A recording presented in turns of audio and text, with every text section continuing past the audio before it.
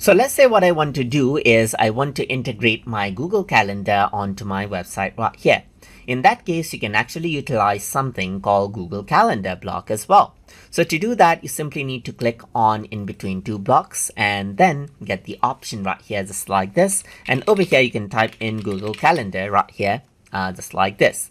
Click on Google Calendar and then this is what you get as you can see right here. It says enter URL or iframe to embed here.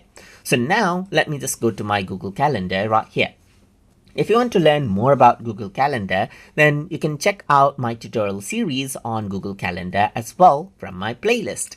So over here, you can see that I got this calendar and let me just go ahead and add in a sample event right here, just like this. So I need to get a share link of this particular calendar. So to do that, over here on the left hand side, you can see the calendar right here. So you can click on the three dot button and then simply go to the settings and sharing for this calendar.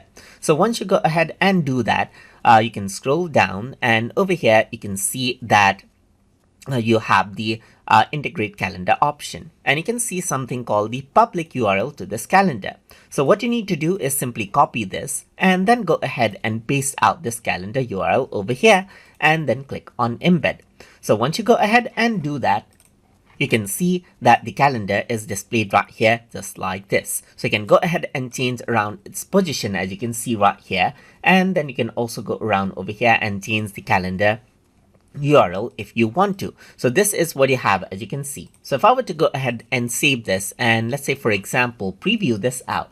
So let's just go ahead and view the post right here, and once you do that you can see the Google Calendar being displayed out right here just like this with the event details as well as you can see just like this. And that is how you can utilize the Google Calendar block inside of wordpress.com. So I hope you guys learned something as always. And as always, please like, comment, share, and subscribe.